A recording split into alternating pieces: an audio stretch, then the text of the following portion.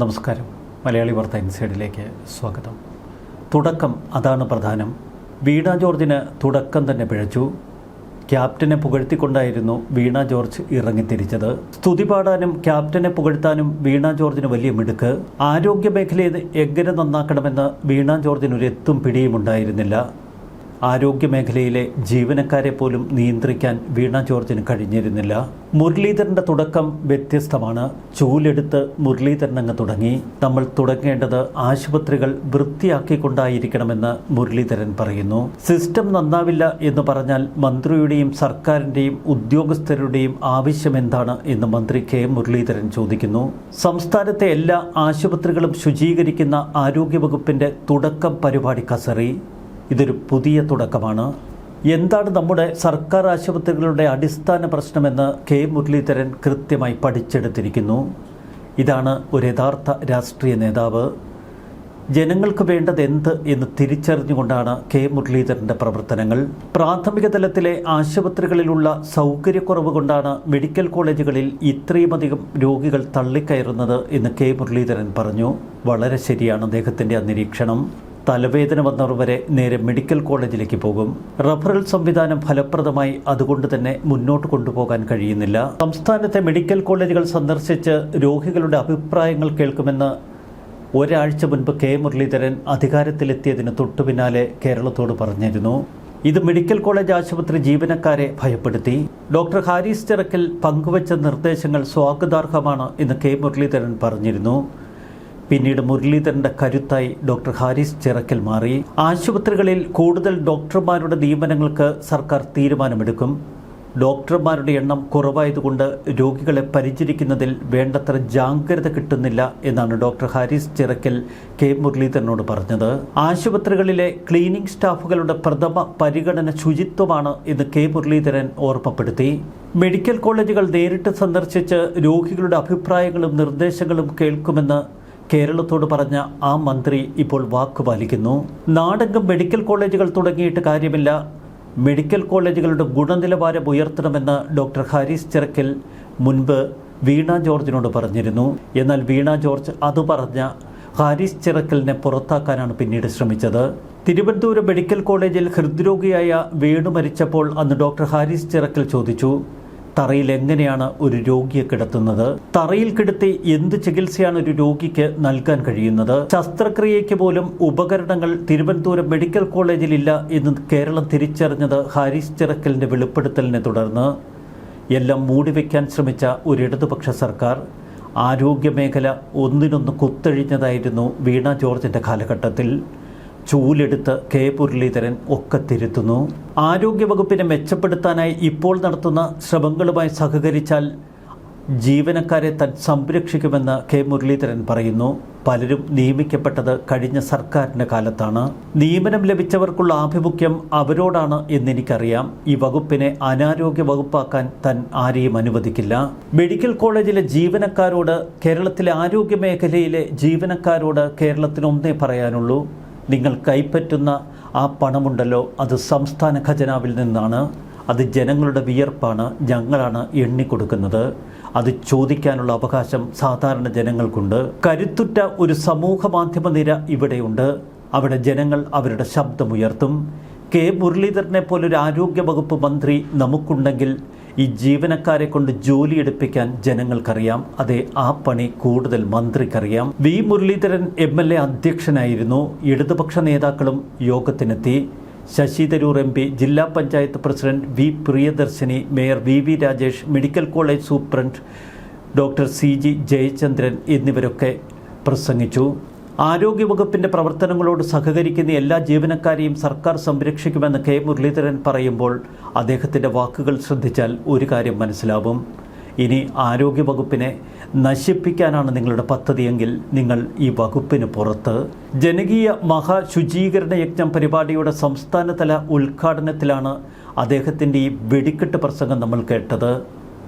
ആ പ്രസംഗം സസൂക്ഷ്മം കേട്ടിരിക്കുകയായിരുന്നു മറ്റ് രാഷ്ട്രീയ സംഘടനയുടെ നേതാക്കളും. ശുചീകരണ യജ്ഞത്തിൻ്റെ ജീവനാഡി ശുചീകരണ തൊഴിലാളികളാണ് എന്ന് അദ്ദേഹം പറയുന്നു. ആശുപത്രികളിൽ ചികിത്സയിൽ കഴിയുന്ന രോഗികളെ നിലത്ത് കിടത്തുന്ന സാഹചര്യം ഒഴിവാക്കുകയാണ് തൻ്റെ ലക്ഷ്യമെന്ന് ആരോഗ്യമന്ത്രി പറയുമ്പോൾ ജനങ്ങളുടെ നിലയ്ക്കാത്ത കയ്യടി. കൃത്യമായ നിലപാട്, അതിനപ്പുറം ഒരു ഉജ്ജ്വല തുടക്കം. കെ മുരളീധരൻ തന്നെ ചൂല് കയ്യിലെടുത്ത് ആ ശുചീകരണ പദ്ധതിക്ക് തുടക്കമിട്ടു. ആശുപത്രികളൊക്കെ വൃത്തിയാക്കുക, അവിടെ നമുക്ക് തുടങ്ങാം. പിന്നീട് രോഗികളെ നിലത്ത് കിടത്താതെ അവർക്ക് നല്ല ചികിത്സ കൊടുക്കുക, ഡോക്ടർമാരുടെ എണ്ണം പരിഹരിക്കുക, ആശുപത്രികളെ കൂടുതൽ നിലവാരത്തിലുള്ളതാക്കി മാറ്റുക. സർക്കാർ ആശുപത്രികൾ ക്ഷയിച്ച് നശിച്ച് വീഴുമ്പോൾ ഇവിടെ കൊഴുക്കുന്നത് ഒരു പറ്റം സ്വകാര്യ ആശുപത്രി മുതലാളിമാരാണ്. അവർക്ക് വേണ്ടത് ആശുപത്രികളുടെ സമ്പൂർണ്ണ തകർച്ച. കഴിഞ്ഞ കാലഘട്ടങ്ങളിൽ പല ആരോഗ്യമന്ത്രിമാരും സ്വകാര്യ മേഖലയുടെ പണം പറ്റുന്നവരാണ്, മാസപ്പടി പറ്റുന്നവരാണ്. അവർക്ക് വേണ്ടത് കുത്തഴിഞ്ഞ പൊതുജനാരോഗ്യ സംവിധാനങ്ങൾ. അതിനെ സമൂലം പരിഷ്കരിക്കാൻ കെ മുരളീധരന് കഴിഞ്ഞാൽ ജനങ്ങൾ അങ്ങേക്കൊപ്പമുണ്ടാകും.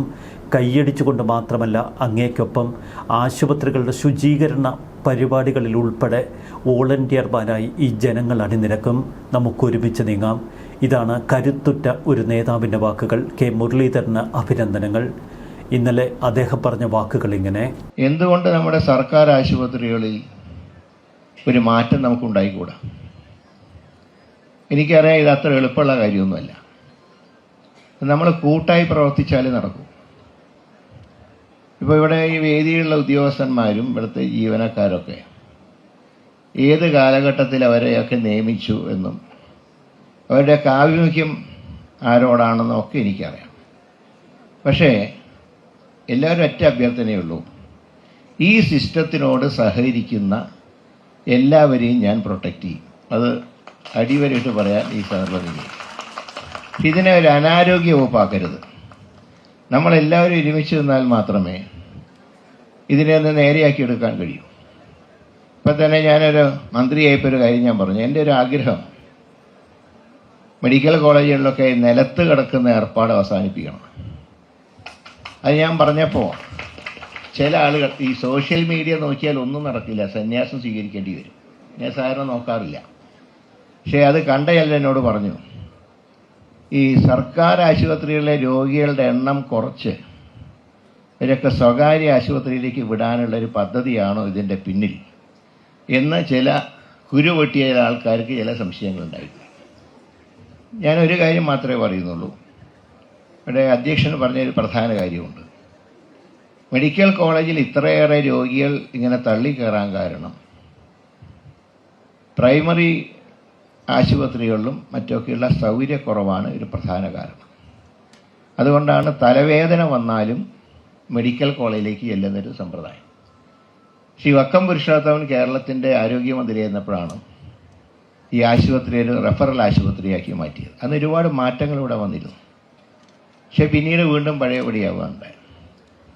അതുമാത്രമല്ല, ഇപ്പോൾ ഞാൻ കഴിഞ്ഞ ദിവസം കോഴിക്കോട് ചെന്നപ്പോൾ ഞാൻ കൊട്ടിയൂരമ്പലത്തിൻ്റെ ഒരു ദേവസ്ഥൻ്റെ പരിപാടിക്കാണ് പോയതെങ്കിലും അവിടുത്തെ സൂപ്രണ്ട് ഉൾപ്പെടെയുള്ളവർ എന്നെ വന്ന് കണ്ടു കോഴിക്കോട്. അവിടുത്തെ അവസ്ഥ എന്ന് പറയുന്നത്, അവിടുത്തെ ജില്ലാ ആശുപത്രി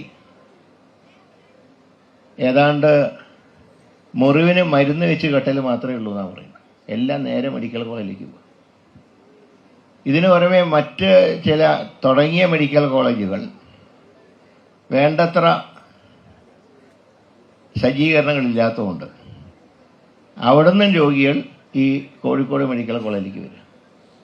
അപ്പം അവിടെ ഈ നിലത്ത് കിടത്തുന്ന സമ്പ്രദായം അവസാനിപ്പിക്കുകയാണെങ്കിൽ ഈ ആശുപത്രികളൊക്കെ നേരെയാക്കിയാലേ രോഗികളുടെ എണ്ണം കുറയുള്ളൂ. അങ്ങനെ ഒരുപാട് പ്രയാസങ്ങളുണ്ട്. പക്ഷേ നമ്മൾ ഈ വെറുതെ സിസ്റ്റത്തിനെ കുറ്റപ്പെടുത്തിയിട്ട് കാര്യമില്ല. സിസ്റ്റം മാറ്റാനാണല്ലോ തലപ്പത്ത് നമ്മളൊക്കെ ഇരിക്കുന്നത്. അതായത് ഇത് മുഴുവൻ സിസ്റ്റം തകരാറാണ്, ഈ ജന്മം നേരെയാവില്ല എന്ന് പറഞ്ഞാൽ പിന്നെ ഇവിടെ മന്ത്രിയുടെ ആവശ്യം എന്താ? ഗവൺമെൻറ്റിൻ്റെ ആവശ്യം എന്താ? ഉദ്യോഗസ്ഥന്മാരുടെ ആവശ്യം എന്താ? അപ്പം നമ്മൾ സിസ്റ്റത്തിനെ നേരെയാക്കണം. പിന്നെ നിങ്ങൾക്കറിയാം, ആരോഗ്യവകുപ്പെന്ന് പറഞ്ഞാൽ ജനങ്ങളുമായി നേരിട്ട് ബന്ധപ്പെടുന്ന വകുപ്പ് എന്ന് മാത്രമല്ല, ചുറ്റും കണ്ണുകളുണ്ട് നമ്മുടെ പ്രവർത്തനങ്ങളെ അവലോകനം ചെയ്യാൻ. ഇപ്പോൾ ഓരോ ദിവസവും ഞാൻ യോഗം കഴിഞ്ഞ് ഇറങ്ങുമ്പോൾ പറയാം, അവിടെ ഒരു ചികിത്സാ പിഴവ് ഉണ്ടായിട്ടുണ്ടല്ലോ, ഞാൻ അറിയുന്നതിന് മുമ്പ് ഞാനെല്ലാവരും അറിയും. അപ്പം അങ്ങനെ വരുമ്പോൾ ഇത് നിരീക്ഷണത്തിലാണ്. അതുകൊണ്ട് അതുകൂടെ മനസ്സിലാക്കിക്കൊണ്ട് വേണം നമ്മൾ പ്രവർത്തിക്കാൻ. ഇപ്പോൾ ഡോക്ടർമാരാരും ദൈവദൂതന്മാരൊന്നുമല്ല. പക്ഷെ അതേ സമയത്ത് ഒരു ഡോക്ടറെ ഭാഗത്ത് ഒരു സന്തോഷകരമായ ഒരു സമീപനം ഉണ്ടെങ്കിൽ രോഗിയുടെ രോഗത്തിന് ഒരു പകുതിയെങ്കിലും പരിഹാരം ഉണ്ടാവും, പകുതി അദ്ദേഹത്തിൻ്റെ ആശ്വാസം ഉണ്ടാവും. പക്ഷെ അങ്ങനെ ഒരു അവസരം ഡോക്ടർമാർക്ക് നാം ഉണ്ടാക്കി കൊടുക്കണം. കാരണം വേണ്ടത്ര ഡോക്ടർമാരില്ലെങ്കിൽ ഒരു ഡോക്ടർക്ക് ഒരു ദിവസം എത്ര പേരെ നോക്കാൻ കഴിയും? സ്വാഭാവികമായിട്ടും അങ്ങനെ നോക്കുമ്പോൾ അവരും മനുഷ്യരാണല്ലോ, അവർക്കും കുറേ മാനസിക പ്രയാസം ഉണ്ടാവും. ഇപ്പം ഞങ്ങൾക്ക് തന്നെ ഒരു ദിവസം ഒരു 2 മണിക്കൂറൊക്കെ ആൾക്കാരെ കണ്ടു കഴിഞ്ഞാൽ ഞങ്ങൾക്കും തലവേദന വരും. അപ്പോൾ പിന്നെ ഡോക്ടർമാർ രോഗം ചികിത്സിക്കുന്ന ആൾക്കാരാണ്, ഞങ്ങൾ പ്രശ്നത്തിന് പരിഹാരം ഉണ്ടാക്കുന്നതാണ് ഞങ്ങളുടെ ജോലി. ഡോക്ടർമാരാണെങ്കിൽ രോഗം ചികിത്സിച്ച് ഭേദപ്പെടുത്തുന്നവരാണ്. അപ്പം അങ്ങനെ ഇതിന് ഒരു ചെയ്യനാണ് ഇതിൻ്റെ വർക്ക് എന്ന് പറയുന്നത്. അതിലേതെങ്കിലും ഒരു ഭാഗത്ത് ചെറിയൊരു തകരാറുണ്ടായാൽ അത് ഈ സിസ്റ്റത്തിനെ മുഴുവൻ ബാധിക്കും. അതുകൊണ്ട് ഞാൻ പറയുന്നത് ഈ തുടക്കം എന്ന് പറയുന്നത് എല്ലാ ശുചീകരണ ജീവനക്കാരോടും എനിക്ക് അഭ്യർത്ഥിക്കാനുള്ളത്, നിങ്ങൾ നന്നായി ഈ ജോലി ചെയ്താൽ തീർച്ചയായിട്ടും ഇതിൻ്റെ ക്രെഡിറ്റ് ഞങ്ങൾക്കല്ല, നിങ്ങൾക്ക് തന്നെയാണ്. കാരണം നിങ്ങളാണ് ഇതിൻ്റെ ഈ പ്രോജക്റ്റിൻ്റെ ജീവനാഡി എന്ന് പറയുന്ന ശുചീകരണ തൊഴിലാളികൾ. അതുകൊണ്ടാണ് ഞാൻ പറഞ്ഞത് ഇതിനോട് സഹകരിക്കുന്ന എല്ലാവർക്കും വകുപ്പിൻ്റെ പ്രൊട്ടക്ഷൻ ഉണ്ടാകും എന്ന് സൂചിപ്പിക്കും.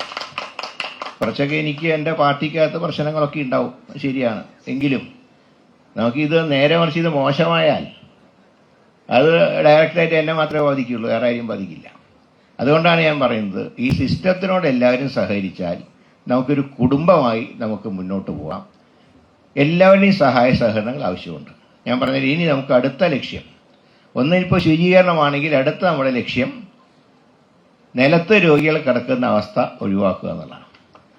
അതിനു പക്ഷേ കുറച്ച് വർക്കും കൂടെ പൂർത്തിയാവാനുണ്ട്. അധ്യക്ഷൻ പറഞ്ഞ പോലുള്ള ആരോഗ്യ കേന്ദ്രങ്ങൾ നമുക്ക് വേണ്ടത്ര സജ്ജീകരണങ്ങൾ നൽകി ഒരുക്കിയാൽ മാത്രമേ ഇവിടേക്ക് വരുന്ന തിരക്ക് ഒഴിവാകുകയുള്ളൂ.